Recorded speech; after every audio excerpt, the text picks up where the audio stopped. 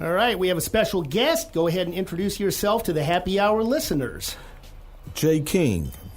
Jay King. So, you are a Grammy-nominated, platinum-selling, chart-topping artist. You've been a label exec, still are, manager, radio show host. You are an establishment in the industry, 100%. Yeah, I think we live in a world where if you're in the industry, you have to be all aspects of it in order for you to have any kind of significance. Just Makes being sense. an artist isn't enough now. Just being a producer isn't enough. Just being a writer isn't enough. Just being a personality isn't enough. You have to be all of it because there's so many ancillary parts of it that create a career and that generate revenue. And I believe we're in the best part of the music business that we've ever been in. It's so many things that you can do, so many ways that you can go, and I'm excited about where we're going. I am as well, and I do want to touch on that a little bit later, especially with some of the AI stuff. Now, that can be a good or a bad thing. I find good And aspects bad, of yeah. it, and of course bad. But yeah, we'll touch on that definitely. First, fellow Orovillean, my hometown, your hometown. Born and raised, born in Oroville at Butte County Hospital. Lived there for a little part of my young life, maybe 1 or 2 years old, and then moved to San Francisco. Lived in on Potrero Hill in San Francisco for a few years, and then at 4 years old moved to Sacramento. So I grew up between Sacramento and Vallejo because my father lived in Vallejo, my mother lived in Sacramento, and so I would be summers in Vallejo. Until 9th grade, I went to Springstown Junior High, and then came back to Sacramento, and then back to Vallejo, 10th grade, and half of my 10th grade year, and graduated from Vallejo High. But I went to Vallejo and Hogan High. Yeah, my roots in Oroville ended about age 30, and I moved to Sacramento. But then I lived in West Oakland, 28th and Market. And then, so you really lived in Oroville, though. I lived there. And Yeah. It's changed over the years so much. But, yeah, then to Sacramento, a bigger place. Then to Yeah. Oakland and Castro Valley. But, yeah, the East Bay. And then back to Sac, bought the house. And there we are. Well, buy a house, you're kind of there forever, tentatively. But so you've had the NorCal experience. I mean, even as super young, you lived in that small town, and nothing's going to go on there. You've got... you and, Gary Nolan and the World Series from way back and all that, but it's tough for small-town folks to come out, but Well, it used to be. I think now. Oh, now. You can be in Under the Rock, Mississippi. Right. And I mean, we're in because of the internet, because visibility, of the technology, you can be anywhere and you can be everywhere. I agree.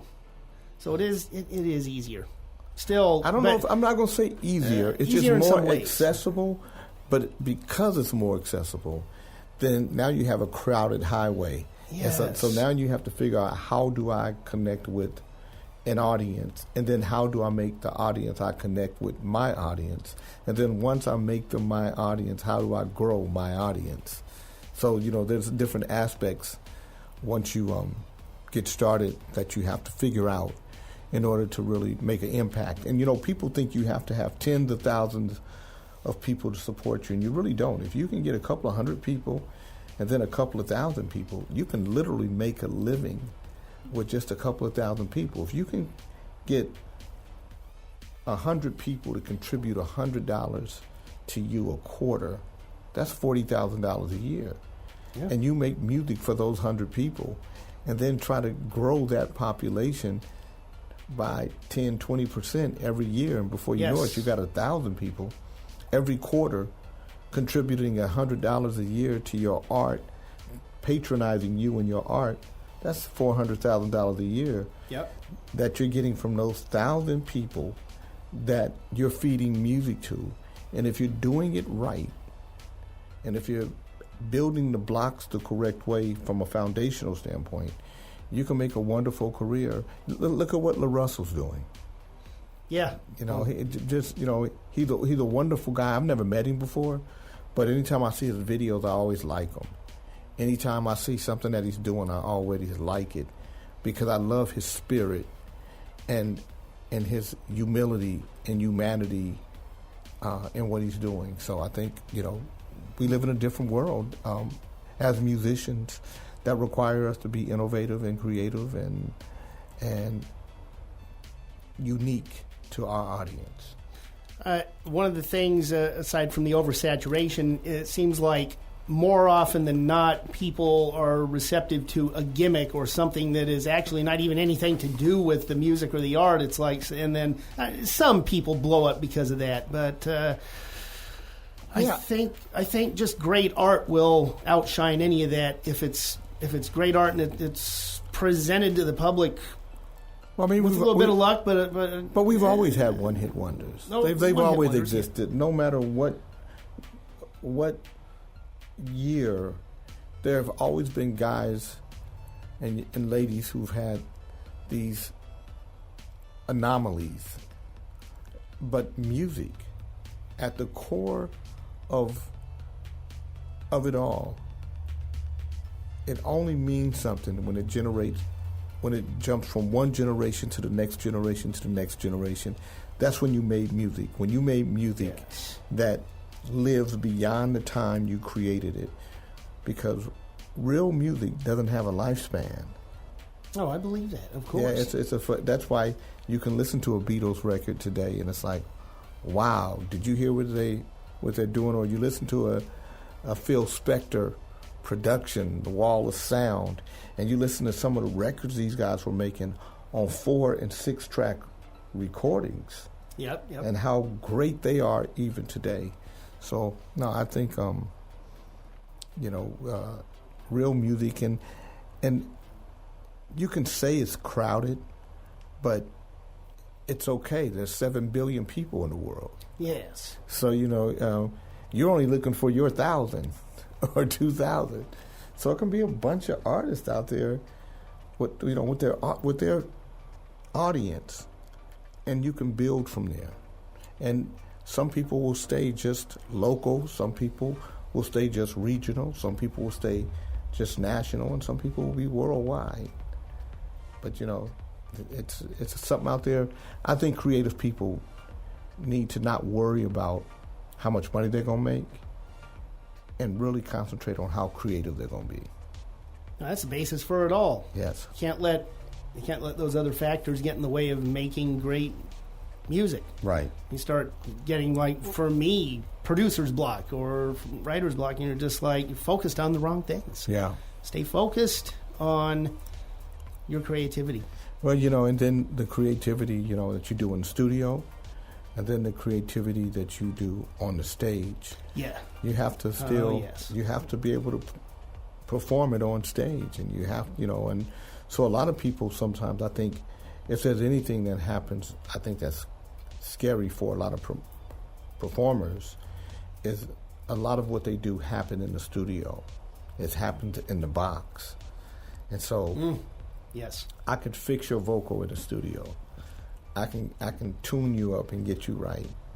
But when you get out on that stage, you got to be able to perform it. As a producer, you can go in to a studio. You have unlimited tracks. So you could do whatever you want to from a production standpoint. But how does it translate live? Does it translate live? Have you produced so far out that it can only happen in a studio? Yeah, I've seen it firsthand. First time I saw one of my main artists perform, and yeah, it just wasn't it. Yeah. We created this image of what it should be, and it just wasn't. No, I'm right there with you. As far as the industry and some of those takes, let's dive in a little bit to your background for listeners that may not know anything about you.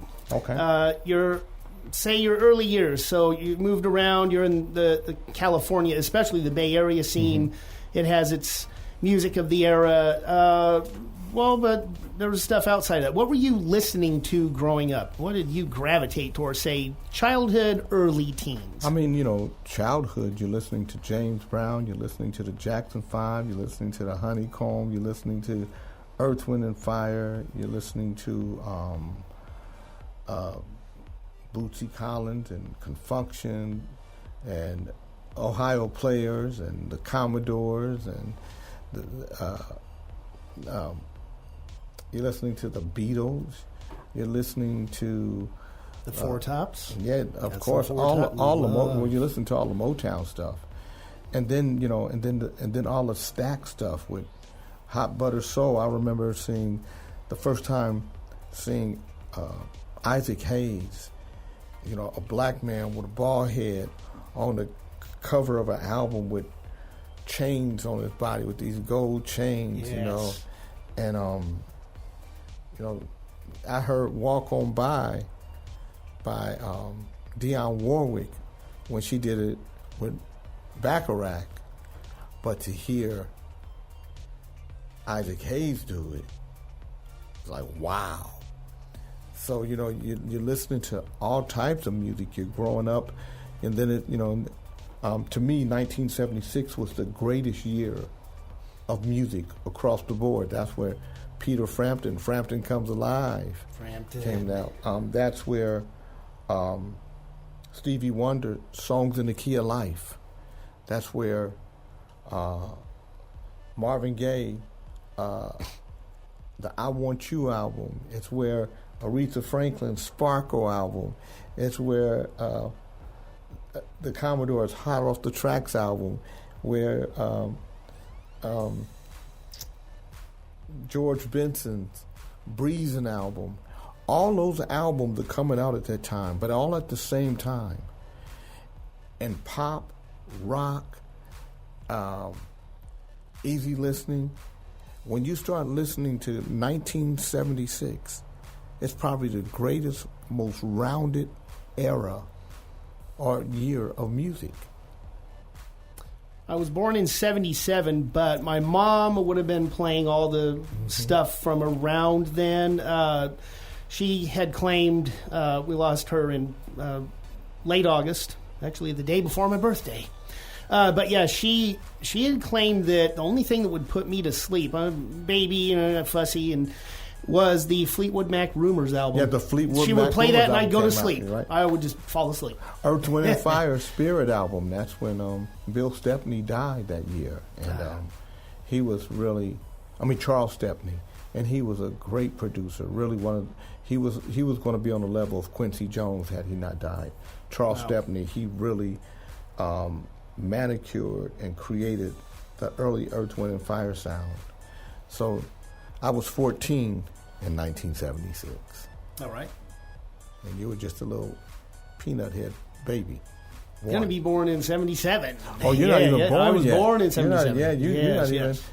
Yeah, you're not even. You just a little. You inside the womb. They doing it in 76, trying to get you out here.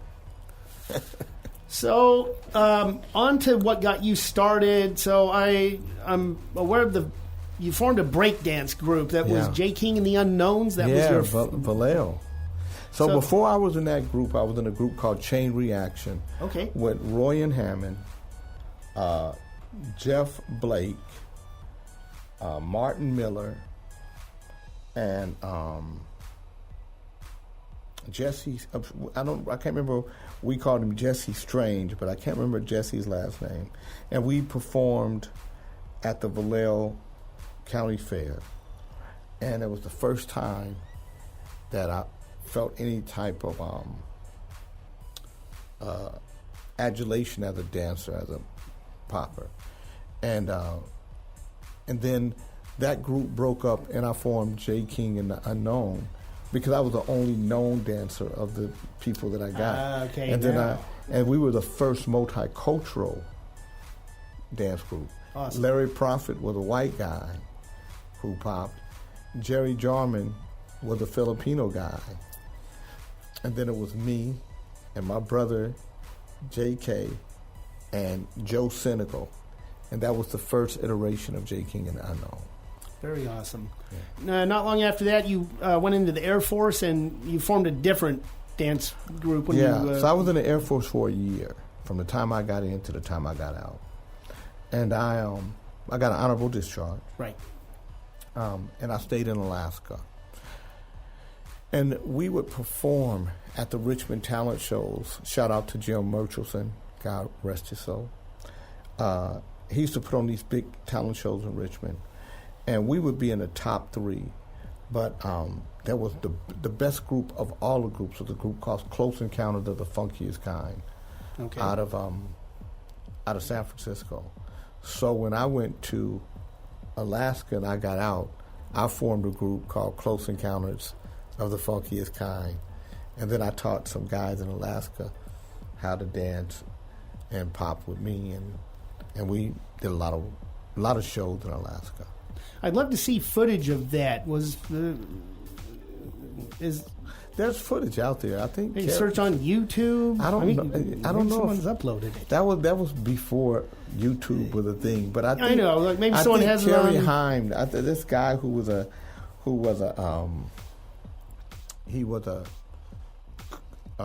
magician, and he used to have shows and these big shows, and he would have us as special guests. And I believe they have some footage of it. I have to call Kerry one day. He lives in Oregon now. See if I can get him to put some footage up. Now, you opened for some really big acts with that group. Yes. Who are some of those? Well, the Pointer Sisters, Atlantic Rhythm Section, at Rolls Royce, anybody that came to Alaska. For some reason, promoters would call us. We were very popular in the state of Alaska. Dancing around all around the state, not just in Anchorage and Juneau and Fairbanks. Yeah. So you got out of Air Force. You were around the base area there. Like, what was the reason for Alaska again? Well, because that's where I was. I was at Galena, which was a remote site, and then I was discharged from Elmendorf, which was in Anchorage, Alaska. All right. And I didn't want to come back to California a failure. Right, okay. So I stayed there. And then rap started to happen, and I started promoting shows around Anchorage, and I brought Run DMC to Anchorage. Nice. And Leor Cohen was their road manager. This was before he was even a record exec. He was working for Rush Management with Russell Simmons, and he was the road manager for Run DMC, and they came up, and I said, I want to rap. And formed a group I was going to ask you about that. You had a little stint in rapping. Yeah, then we did a song called The Battle Beat that you can find on YouTube. Awesome. Frost. So now it's time, people, you could take a seat, because we're marching forward with our battle beat. We're storming, we're raging, we're on the warpath. Sucker MCs are going to fill our rats. We're going to line you up, slaughter you like cattle. There is no way we're going to lose this battle. I'm telling you the truth. I am no pretender. This is your last chance to surrender. The year is now, the month and the day. I'm Jay, but Mark got something he wanted to say. I love that era, the delivery. It was so... It went double wood. It would have been a hit if it would have been good. You got bars. I'm going to go ahead and play one of the songs of yours that we're going to get into, and then come back out and get into when you start your own record labels and elaborate on that. Which song do we want to hit them with right now? We have It's All Right, Jealousy, Lean on Me, and Why You Treat Me So Bad. You pick. Why don't we go into It's All Right? How about that? That's the latest single. That went top 30 record for us. And we won Best R&B Group, Group or Duo for Soul Tracks magazine this past year. And we won Comeback Group of the Year for this song with the Independent Music Awards. And then the Greater Sacramento Urban Music Awards. We won Best Group or Duo with this song. All right. Well, speaking of all right, no pun intended, we're going to hit this track called It's All Right. Having a great chat with Jay King right here on Happy Hour with DJ Lute at OzCat Radio, KZCT 89.5 FM.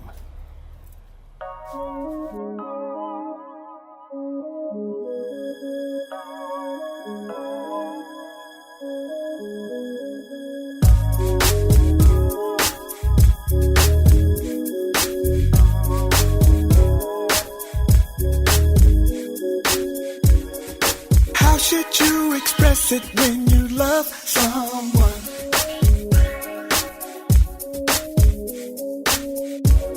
Especially if you're broken and you need some love.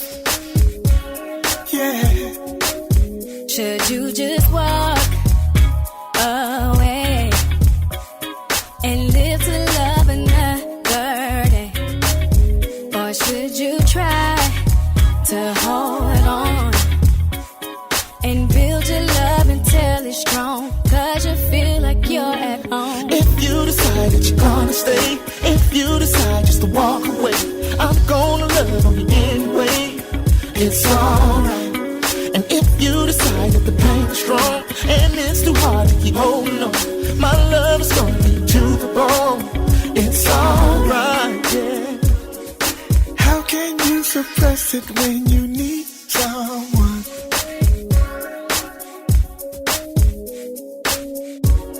Especially if that person is a special one. If you know she's a special one. And your heart wants to stay, 'cause love, it don't just walk away. But it's so hard, so say less. 'Cause love is always just a test. I'm gonna do what I think is best. If you decide that you're gonna stay, if you decide just to walk away, I'm gonna love on you anyway. It's alright. And if you decide that the pain is strong and it's too hard to keep holding on, my love is gonna be to the bone. It's alright. If you decide that you're gonna stay, if you decide just to walk away, 'cause I'm gonna love on you anyway. It's alright. If you decide that the pain is strong and it's too hard to keep holding on, my love is gonna be to the bone. It's alright, yeah.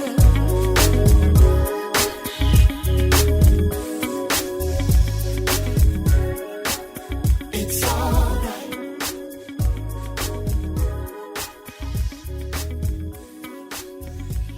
I'm Tony Soprano. You're tuned in Happy Hour with DJ Lou. You better not change your station either. Yes, sir, Mr. Soprano. I will not make sure they don't. That guy was scary sometimes. All right. Great track. Absolutely dig that. Thank you, sir. So, at some point, you decided to start your own labels. You had J Records, which then you had King J later. So there's a timeline of that. So, and also the Timex Social Club Rumors. That's all happening once you start a label and get. Well, so what happens is this: I'm in a group, Frost. We do the battle beat. Yes. On Triangle Records. It's two guys that are managing us and a guy named Randy Rand. Randy Rand is really the record guy. The two guys that are managing us also manage Confunction, Kreitzman and Sobel. So they put out this record, The Battle Beat, because Polygram wants to do a deal with us, but they only want to do a 12-inch deal with us. Kreitzman and Sobel wants an album deal. So Polygram says no, and then they just kick us to the curb. So now we don't have any deal. That's how we end up with Triangle. Triangle is done through Macola Records. Macola Records is brought to them by Randy Rand, who happens to be working with a group called the World Class Wrecking Crew.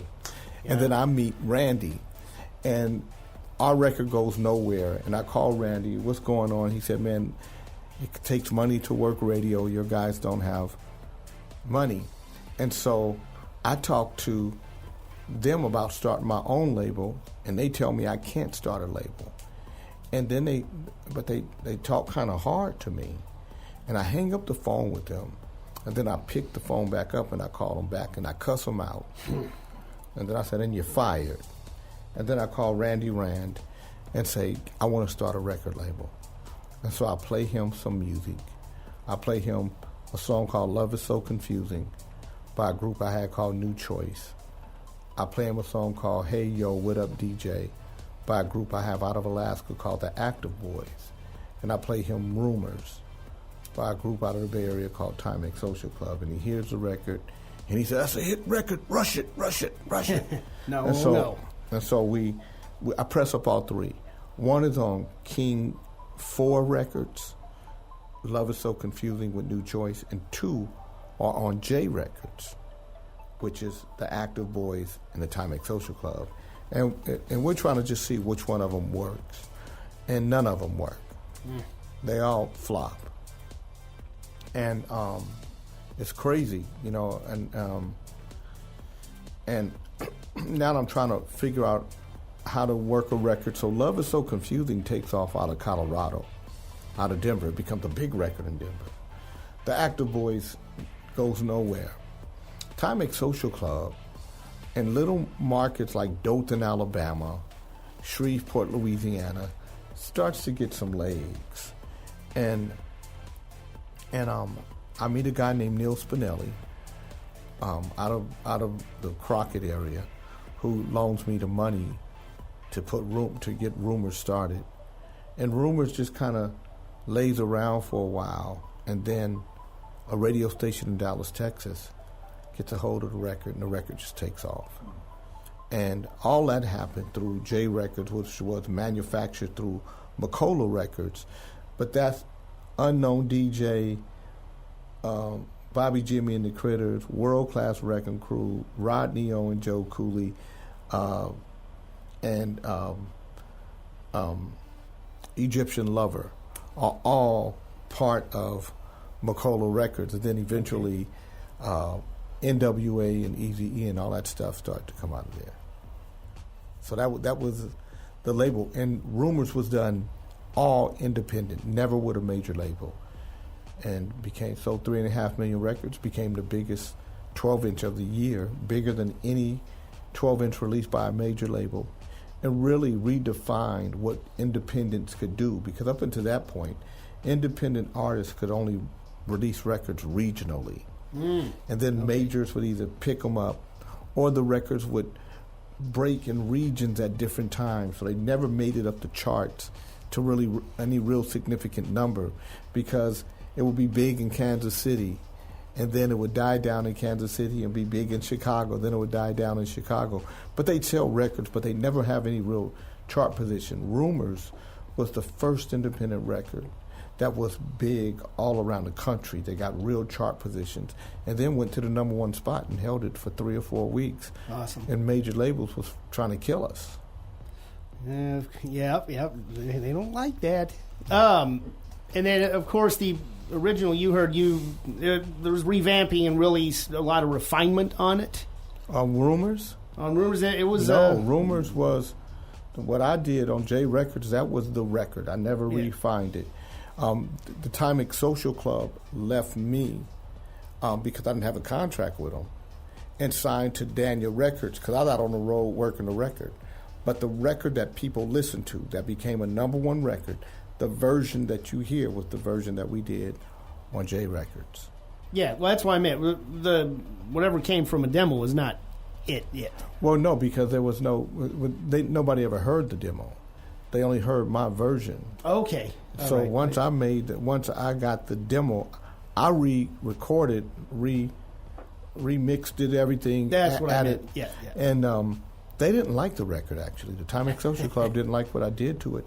But I think it was because they had been listening to it the way they heard it on a demo for so long. Yes. And sometimes you fall in love with something that isn't ready to be released, but because it's the way your ear that used to listening to it is hard to hear. Some of my rock music I did a long time ago has been revamped, and I'm like, that's my version, but it sucks. And then... But the new versions, and you have to let it grow on you, because it's not what you're used to. Well, you got to, as a producer, you start to hear a record as a record versus as a demo. So there's certain records that I listen to. It's a demonstration of what it should be. It might sound, there's certain parts of it that might sound good, but it's not the record. And then when you make a record and you're done with it, a record sounds different than any of the other iterations you made before it. Oh, of course. Yeah.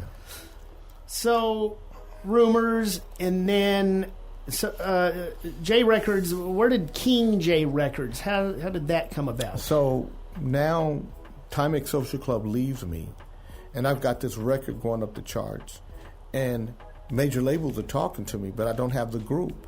But I got all this music. So I write this song called Jealousy with Denzel Foster and Thomas McElroy. And we make it as close as we can to Rumors without it being Rumors. Okay. So that it will have the same effect. So when people hear it, they'll say, oh, this is the same group. And so Jealousy is recorded, and then I do a deal with Warner Brothers, and because I've been a label already, I do an imprint deal with them, and I call it King J Records, because I had King 4, because my son is J King the Fourth. Okay. And then I had J Records, because both our names are J-J-A-Y. And so then I did King J Records. So when I went to Warner Brothers. And then Club Nouveau comes after time, because that's where Jealousy.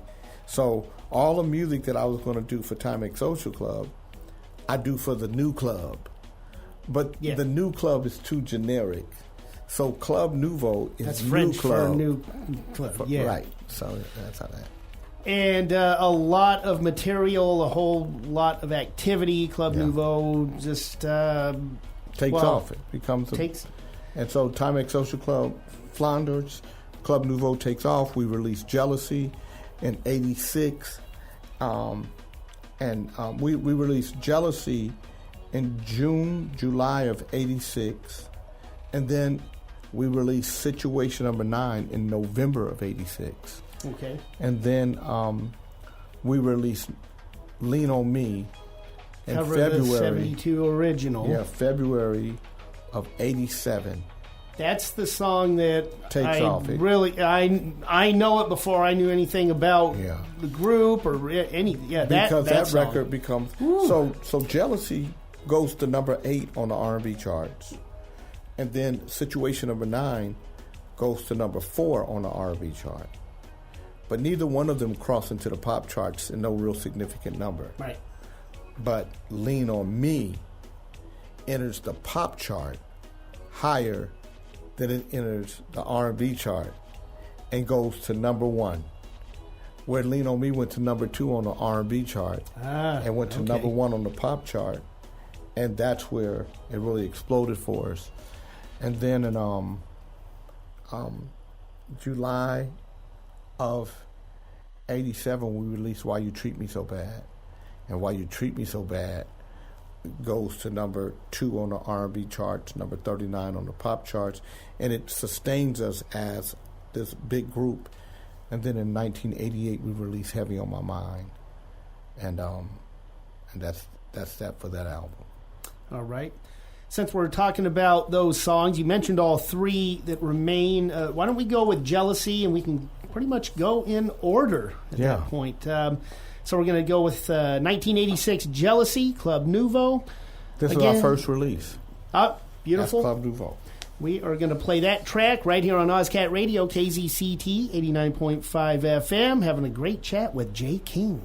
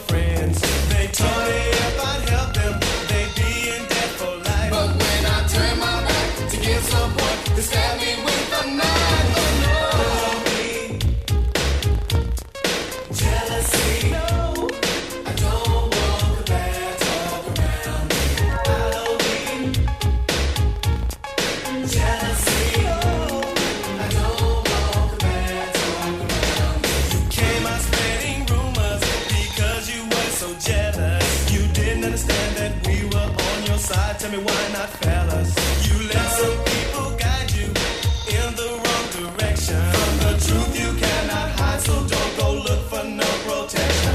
I didn't understand it then, and you know I just can't now. You know I tried to help you out, and now it's me you're trying to clown. But let me tell you, partner, you won't come out ahead. All this jealousy will do is make you lose it all instead.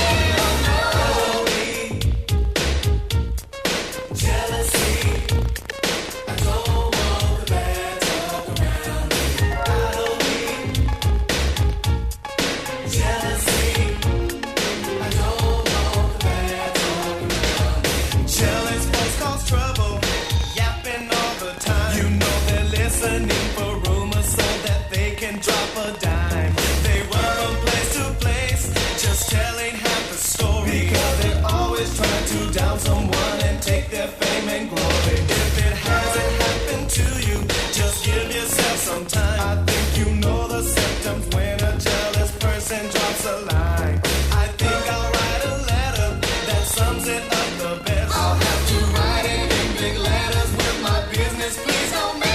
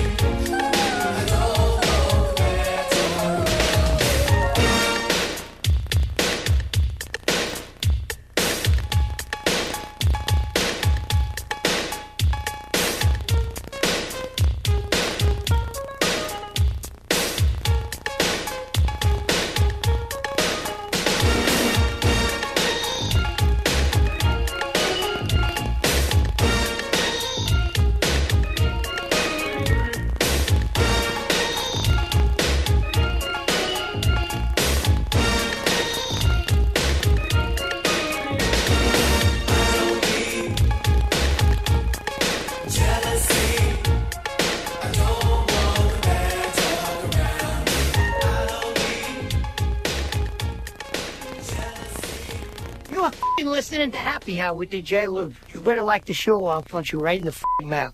All right, we are back. That was Jealousy. Yeah. So, let's kind of fast forward. We were going up to the 80s, heading into the 90s. What about some more progression through 90s, 2000s, stuff in your career more recently, including some music conferences and things you've done? So, yeah, I don't know everything I've done. I've done a lot of stuff. The 80s, I was still, Club Nouveau. We recorded an album in 86, 88, 89, 92. 95, so Life, Love, and Pain, Listen to the Message, Under a Nouveau Groove, A New Beginning, Everything is Black, and then 2014 we did Consciousness, but we had some collection albums, some greatest hits albums, but I did a lot of other stuff in between there. I did the Independent Label Coalition. So right, I had, Rodney O. I did the You Don't Hear Me Though and Humps for the Boulevard, the F New York album. I did Tootsie Roll with the 69 Boys. I did the Domino album with Ghetto Jam. Yes, I have the CD right over there. Love that album. So I managed independent label. That was Outburst Records. And then I did Gary Taylor, who was the first smooth jazz artist to have a record sell 100,000 units, strictly independent, no majors, just using independent distributors. And then I did the Death Row, Welcome to Death Row documentary about Suge and Michael Harris and that whole Death Row thing. And did a lot of music conferences, just talking about being independent and the power of independence. And I think today we see the power of independence, that, just owning your catalog. it's nothing now. It's automatic for an artist to own his catalog. But back when we started, that was a big deal for an artist to own a catalog. Own your catalog. Try your best to be able to have everything, like your publishing in-house and just everything. You're the owner of it. Yeah. That's power. That's well, I mean, an amazing thing. You see it now because you get to see how much money it generates. You know, you get to live off of it. I live off of my royalties from publishing and everything. So when you see people getting $50 million, $100 million, you know, wow, they got a lot of money. I would never sell my publishing. I would never sell my catalog. Because if you're offering me $50 million, that means it's worth between $500 million and $5 billion. Yeah, they're only going to if they know they get a nice flip. Of course. I mean, yeah, you know, this is with the metaverse is going to be interesting because the metaverse is where AI and holograms are going to meet, and where you're going to be able to create what you want to create in the metaverse. So if you want to see Marvin Gaye live in the metaverse, you'll be able to, because they'll have a Marvin Gaye hologram, and you'll be able to pick Marvin Gaye from whatever part of his career, whether it's his early career, mid-career, late career. You'll be able to dress him. You'll be able to pick what songs you want him to do. You'll be able to pick what venue you want him in, if you want him in a smoky club, if you want him in a big auditorium, if you want him in a coliseum, all of the things that you want. If you want him in Gucci clothes, all that stuff. The metaverse is about your imagination. I already participate in the VR aspect of it. Early stages. We're still early stages, even though it's 10 years in. But do you do any VR stuff? No. It is. I don't. It's only my imagination that I see what the metaverse can be. So I'm saying that, but that means that everything that you create, so all your music is going to be licensed for or used for those concerts. So let's say that you create a Marvin Gaye concert and you go publish it out. And then I like your Marvin Gaye concert. You're going to get, and then I download your concert. Now I'm going to pay $50 for your concert, which means that everybody that's part of it, the stage, the Gucci, the publishing, the writers, the master owners, everybody's going to get their piece of it, right? But you created it. You're going to get a piece of it too. Yes. So because you're the creator. So we're going to have a world within the worlds. It is, technology is wonderful and frightening at the same time, because it's teaching us how to not be connected to each other. It's teaching us how to be programmed. It's teaching us how to be disconnected from realities, and you see where the world is now. You see where we are politically. You see how divided we are. We're divided by race. We're divided by religion. We're divided by political affiliation. We're divided by religion, geographic location, financial strength, and I don't know. I just think that these are new ways to divide us, and if human beings don't get better at being human, we are going to be we're going to be the elimination of ourselves. It's potentially inevitable. It doesn't have to be, No, that's what I mean. Look, potentially. Yeah, but this is where the human being got to get better at being human. So we're doing a Christmas song. This is the first time Club Nouveau is doing a Christmas song. And when Ivan and I started working on the song, all the vocals were done AI. And then so that everybody could learn the song, know what it is. So then I did my part, and I took my AI vocal out. Jay Ali did his part, and we took his vocal part out. And now the girl's going to do her part. Antrice is going to do her part. But right now, we have her AI vocal in. And somebody said, man, she sounds great. And I'm like, yeah, that's AI. And they were like, you're not going to keep that? And I said, no, because if you listen to our vocals, me and Jay, the texture of our vocals are there. AI, her vocals are nice, they're good, but they're just linear. There's no inflection, so that's how you can tell, when I can tell somebody using AI. That's those rock songs I mentioned. I had AI create much better versions, which now are the demos to present to be done by people. And it sounds way better than mine in the ways that make it. So AI is good for that aspect. Yes. But if you're rocking with AI as your creation, there's going to be legislation that will catch up to you. The same way there was legislation that caught up to the sampler. When you could sample James Brown, hey, and you get away with it. Well, guess what? Once legislation was in place, every record that had a James Brown sample had to go clear it and pay.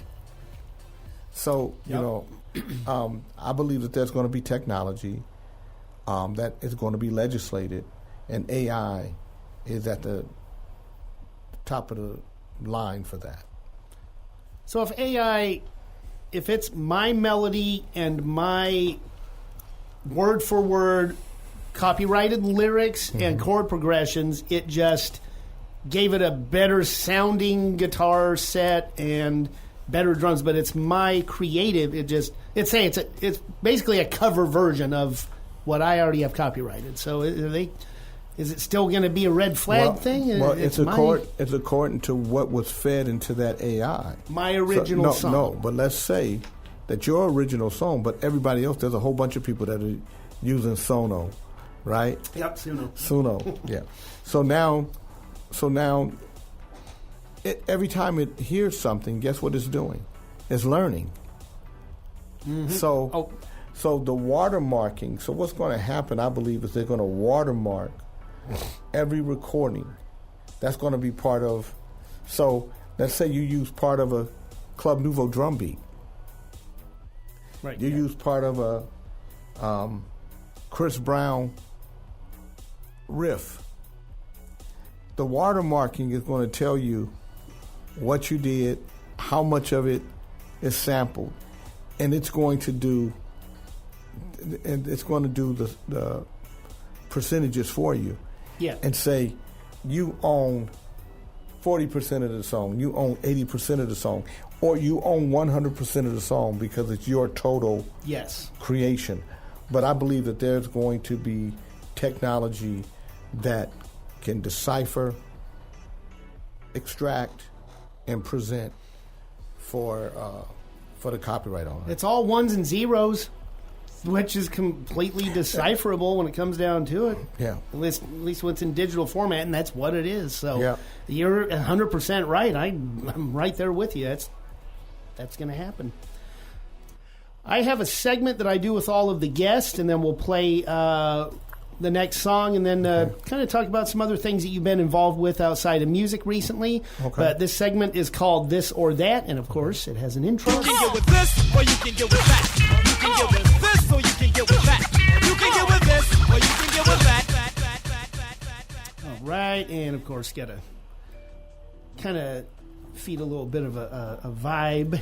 Okay. So this or that. Basically, I'm going to give you these two choice things, and you just let myself and the listeners know your favorite of the two. Could be both, could be neither. You just can't introduce any other options of your own. Got to work with mine. Okay. Now, the first one always has, you must pick one or the other. Destination you'd move to permanently. Italy, Argentina. Italy. Italy. Have you been there? Yes.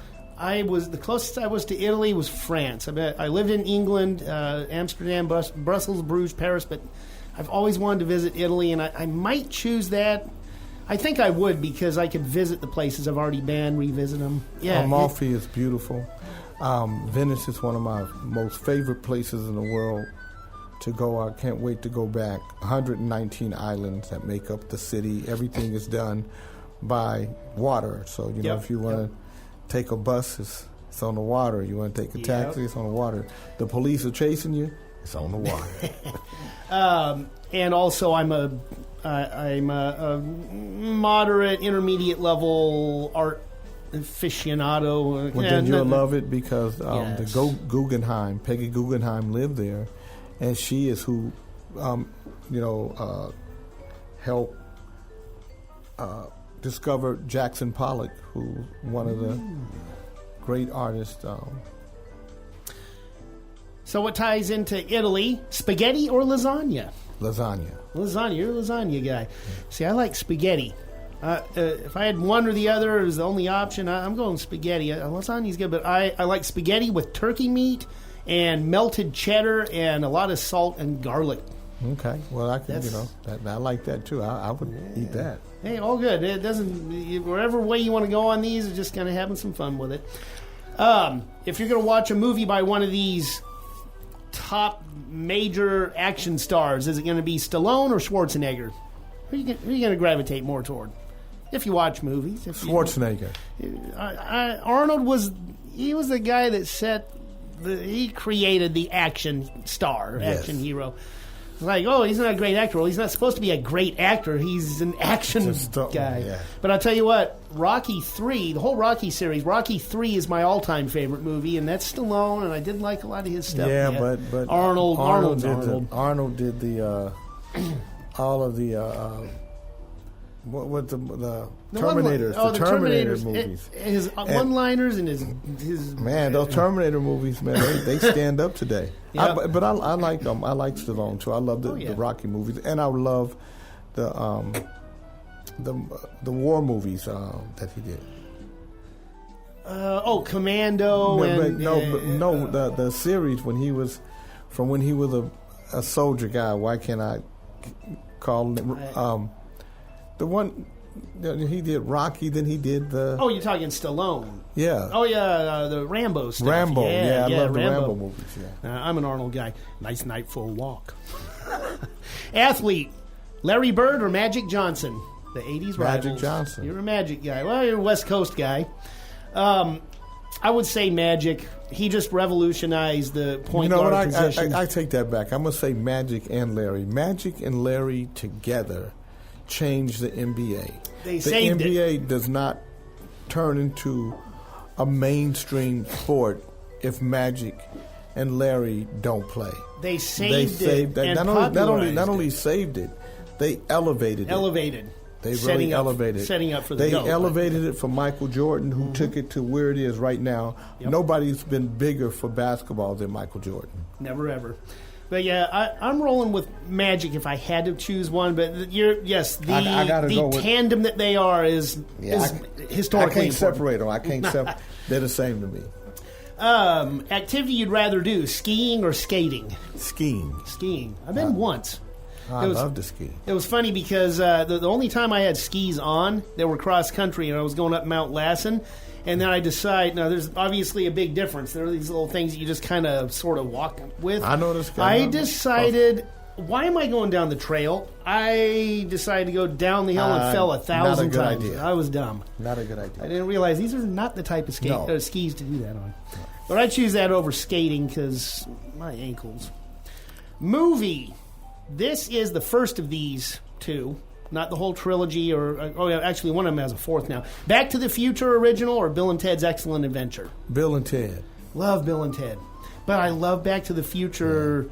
I think trilogy-wise, that's basically one long movie if you kind of... I love Bill and Ted. I'm going to take them all day. I love Bill and Ted. Oh, yes. Would you rather... You can't make changes. You only get to visit. Travel forward or backward in time? For however long you want. Backward. Got some things you want to see and revisit. And remember, you can't change things. But, okay. I think... Now, you say I can't change things. Can't make changes that become now. That's no, I thought I get to go back in time and start all over again. And from what I know now, I'm going back. It's a visit. It's a visit only. Oh, then I'm going forward. Going forward. I think I would go back and just visit family that maybe they're long gone, that maybe I felt I didn't have the best interactions with, things like that, the sentimental aspects. But you can't change nothing. All you Not can do is- changing, but just experiencing a little bit better for me. You can't do nothing with it. You're just back there. You can't even interact with it by your own rules. Well, I could interact, but it doesn't affect once I come back here. Okay. It's weird. Maybe I have to make the changes aspect. I rarely ask this one. It gets too deep. Role you'd play in a movie or TV show: an inspirational teacher or an eccentric scientist? Oh, that's a good question. Eccentric scientist. Kind of like, what's his name in any of those? Independence Day. Yeah. What's his name? Yeah, the tall guy. Dark-haired guy. Yeah, that played the fly. Yeah. Yeah. I know who you're talking about. Yeah, he was a little He was. eccentric. He actually. We did a Oh Happy Day, Club Nouveau, at a church, West Angeles. Jeff Goldblum. Jeff Goldblum. And Jeff came and sang with us. Oh, awesome. Yeah. I like Jeff Goldblum. Would you rather have for your house more yard area or an additional room for whatever purpose? More yard. I think I want an additional room. I got enough rooms. I need another room so I can have my own home gym and stop going to 24-hour where people sit for 5 minutes between sets on their phone. I hate it. I need a home gym. So, yeah, that's it. Last one. And this applies to the music industry, specifically studio stuff. Neumann, AKG. Neumann. I love Neumann. You're on a 103 right now, TLM Yeah. 103. But I like my AKG C414. The 414 is great, but I like the Neumann with the warm sound on it with the like a U87? Yes. Those are amazing. I would like to get one day and keep the 103 for a backup. But I like the 414 for what it does, how tight it holds the voice. It does, and the polar pattern shift. That's why I got it for my video series where there's 2 chairs and a mic in the middle. Well, it's nice to have a figure 8. Yeah. It really bumped up my quality in those videos. Well, that does it for this or that. Let's jump into Lean On Me. Let's go ahead and play that and then come back out and talk about some of the other endeavors, some cool things you've done outside of music over the years. Yeah. All right. Having a great chat with Jay King here on Happy Hour with DJ Luke, KZCT 89.5 FM. This is Lean On Me.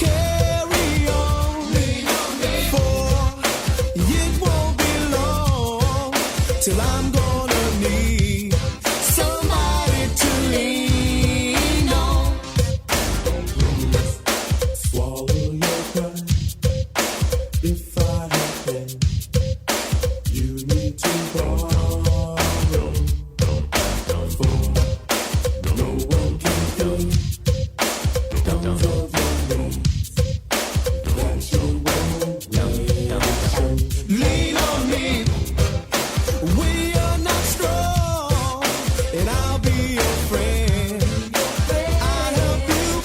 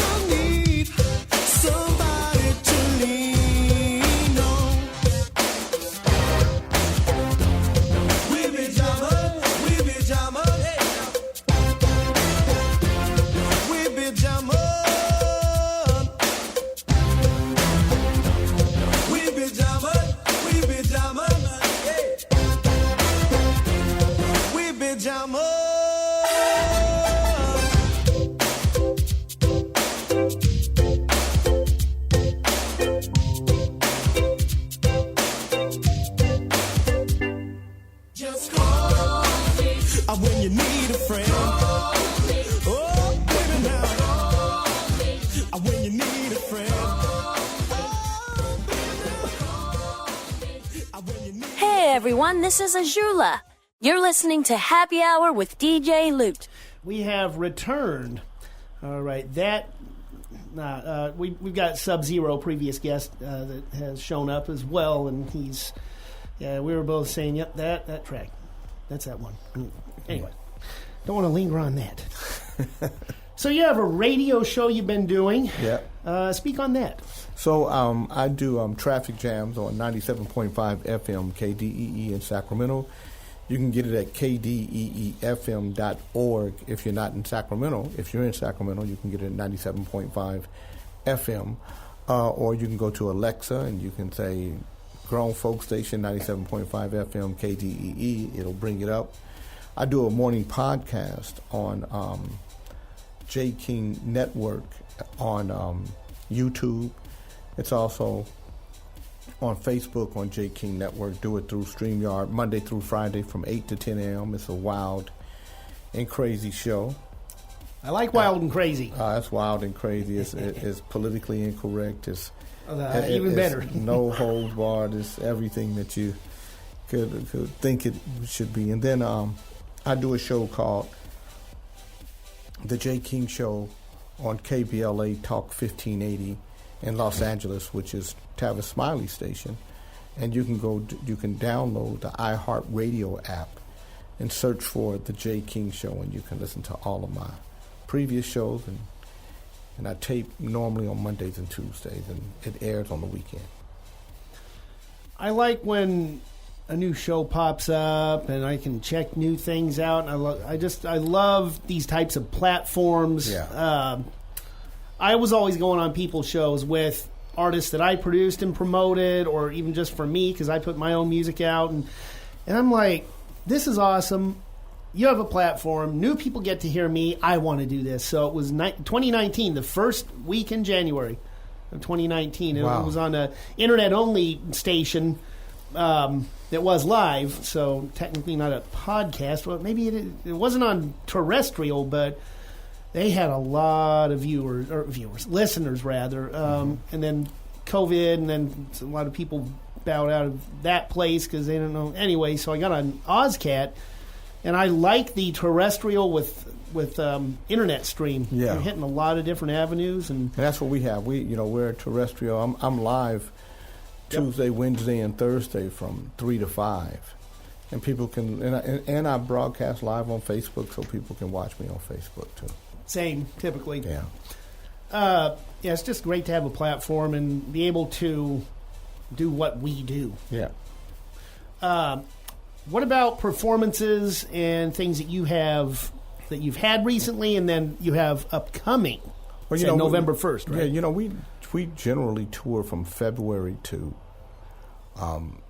November. We don't December, January. We take off. February we come back out. So our last date, November 1st, we're in Vallejo at the Empress Theater, empresstheater.org, EMPRESS, empresstheater.org. And then November 22nd, we're at the Magnificent Mile Parade in Chicago. That is going to be on television. And those are our last two dates for the year. What other endeavors do you have going on? What else anything you haven't done yet that's a bucket list thing?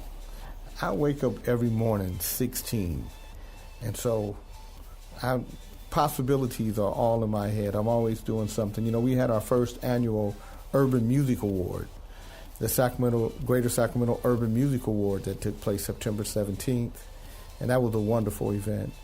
And different artists in Sacramento and some from outside of Sacramento won awards, in the jazz and R&B categories. Next year, we're expanding out to hip-hop and a couple of other disciplines.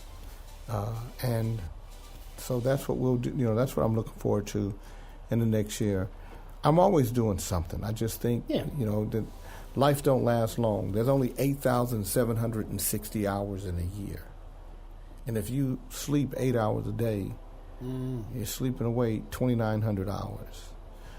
Sleep a third of our life unless we get a little sleep like me. I'm up at 5:30 and I still got things to do tonight. I know. So you gotta. So and then life just don't last that long. It's a very short ride. It's a very short, long ride, and you have to really engage with it. And so, I really try to engage with life. I really, I'm 63, but I still feel young and vibrant. That's a really good thing to have that. And so I'll make music till it stops percolating in me. But as long as it's percolating, as long as it's flowing through me, I'm going to create it. And I would tell people, artists, people who want to be artists, if you 100 and you want to make a record, do it. Possibilities, be open to them. Innovation, create it. When it comes to barriers, knock them down. Yes. So do the things that you want to do. Live the life you want to live. And if your life is funky and if it's a lot of haters around you and people aren't supporting you, then you need to look at yourself and ask you, what is it about me that I dislike myself so much that I bring haters and people who don't support me and don't like me around me? What is it about me? Because really your life and everything in it is a reflection of who you are. If you got a good life, it's because there's some good things about you. If you got a funky life, it's because there's some funky stuff about you. And they know it don't get any simpler than that. The life you live is the life you make. And the life you make is the life that's inside of you. I like that. Because it makes sense. It really makes sense. Some people want to overthink things or blame this, blame that.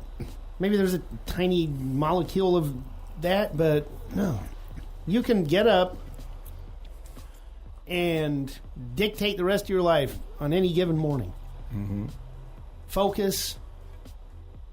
Find out what can improve. Do one thing to improve one thing in your life every single day. Yep. And that's moving toward the positive. Yep. And do good for others. Yep. While you're doing good for yourself. Hey. Well, if you do good for others, you're doing good for yourself. My mama said if you do something looking for something back, you didn't really do it out of love. You did it because you were looking for something. You got to do things and just be a giver because it's just who you are, and you'll get more from your giving than you will from your getting. I think that is true. I believe that. What's in your playlist? What are you listening to right now? Wow. Sean Rayford did an incredible version of Europa that I love. I'm listening to Ariel Marin, her song Warrior. I'm listening to Anderson .Paak. I'm listening to Snow Allegra. I'm listening to Yeba. I'm listening to Joe Levy. I'm listening to Gerald Richardson. So I listen to a lot of independent stuff. Nice. I'm listening to Pete Belasco. He's my favorite artist right now. Pete Belasco. Check out Stop the Presses. And Belasco.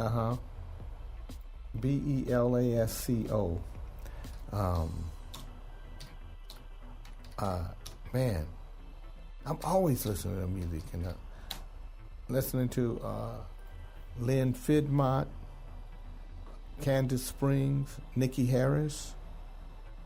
I just listen to music. Anissa Strings, lots of good music out there. I try to keep a very wide array of genres, obviously, but an artist in genres. I like when you have crossovers and mixtures of genres. Yes. Like, look back to Bubba Sparks initiating the country rap thing. I've worked with some amazing country rap groups, and so that kind of... Bubba Sparks, a bad boy. Yep, he song that I produced for local, but now kind of making a lot of noise in the national scene, country rap group. Their biggest hit was on My Beat, and it was Bubba Sparks as a feature. And they're on all possible places the video is. I think at last count, one of them was pulled down due to a dispute. What kind of dispute? More of a personal dispute between the videographer but it's probably close to 100 million total views amongst everything. Who are you? Who's your PRO? I am with BMI. Good. And who's administering your publishing and stuff? So I go through Unlimited Sounds, which is a publishing and distribution company here in Sacramento, and they use Sony Orchard as the distributor, and they handle my catalog. I've been told many times I should just do my own publishing, and No, get you an administrator. What do they charge you for administration? I believe I'm on a 85-15 split just for everything. They handle stuff that I just... Now, what about your neighboring rights outside the United States? That I don't know. Find out if they're doing your neighboring rights. Find out if they have they should have a sub-publisher outside the United States. If you don't have a sub-publisher outside the United States... I believe there is, because their actual LLC as registered with BMI, there's an international the name. No. Oh, so that's not? No. You have to have an outside publisher outside of it. You can't collect money from any country without a sub-publisher outside of the United States. Now, when I get my reports, I do see all of the monies made all over the world. But you get your report from your PRO. You get it from BMI. So BMI is I'm talking about all your other monies. And if you have records released overseas, any kind of royalty that's due you has to come from a sub-publisher. Just make sure they have sub-publishing deals outside the United States, and ask them about your neighboring rights. Okay, that was the other. Yes, let me get that out of the way. Just putting it in my phone for the listeners wondering what I'm doing. Neighboring rights. Okay, I will do that. Absolutely. I want to make sure I'm getting everything that I am due. Yes. Once again, links where they can find you, your shows, and we'll get out of here with Why You Treat Me So Bad. So I am on Instagram at, let me see, what I am I? I never do this stuff. But I'm J King, the number 3, JAYKING, the number 3 on Facebook. And then on Instagram, I am J King, official J King. The official J King. The official J King. On IG. On Instagram. And then Club Nouveau is official Club Nouveau, I believe. Official Club Nouveau. And Nouveau is spelled Nouveau. And then you can find us official Nouveau, Club Nouveau on Facebook. Any other shout-outs? Anything else you need to mention before I give my special thanks? I want to make sure that we're going to be in Vallejo this Saturday at the Empress Theater, November 1st, with a Larry Lala. It's a coming back to Vallejo concert. We did it last year, and we're going to do it every year. It's just our homecoming concert because I'm from Vallejo. I grew up in Vallejo. I love Vallejo. Vallejo is still my city. Between Vallejo and Sacramento, those are the two places that I spent the majority of my young life, and I appreciate both of the cities. And so whenever we can do something in Vallejo, we do. It's the last show of the year for us every year. It's in Vallejo. EmpressTheater.org. Check us out. We hope to see you. All right. I have to give my special thanks, of course, to Ozcat Radio, to Siren, to J King for being an awesome guest, also to Mrs. Lute, and R.I.P. Ma Lute, my mom, for being the contributor now I'm getting tongue-tied. Contributor of the nostalgia segment that is now in her name. Outside of that, go to mixcloud.com/DJLoot916. This and almost every other episode will always be there waiting for you to share them with your friends, re-listen, whatever. Go to OzCatRadio.com, hit that donation button so we can keep bringing you awesome shows like mine. I think mine's awesome, I guess. Give me feedback, booking@djloot.biz, and let me know what you think. Yep, going to get out of here, and let's see. This has been episode number 272. I'm closing in on number 300. Wow. That should come about, what's that, 3 or 4, maybe about 3 or 4 months. Sometimes I miss a show. If I don't have a guest, I don't do it because it's centered around, I just replay an old one. But yeah, plugging right along. Been at it since first week of 2019. I love this. Anybody that's listening, I suggest if you have a community radio station, or if you're a college student and you have a station at your college, get a show. Do what I do. It's fun. You have cool guests on and come up with fun trivia segments, whatever. All right, we're getting out of here with this, Why You Treat Me So Bad.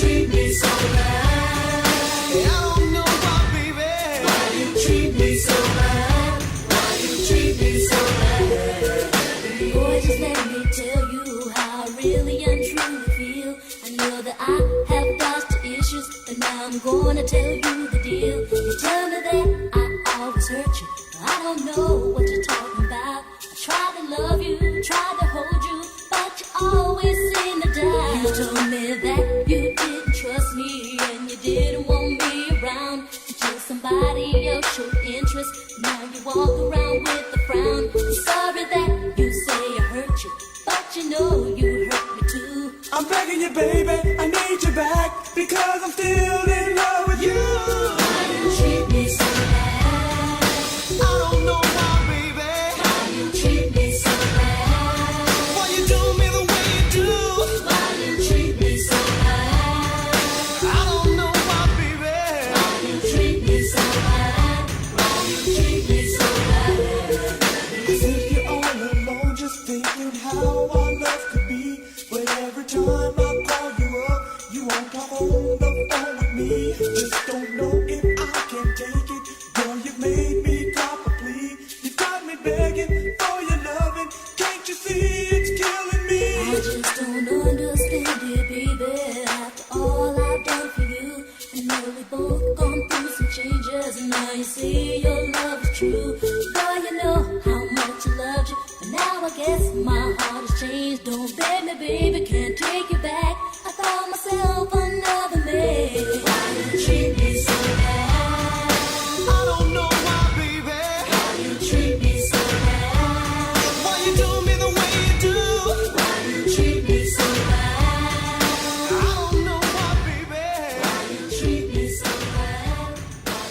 I'm Morgan Freeman, and you are listening to Happy Hour with DJ Lute.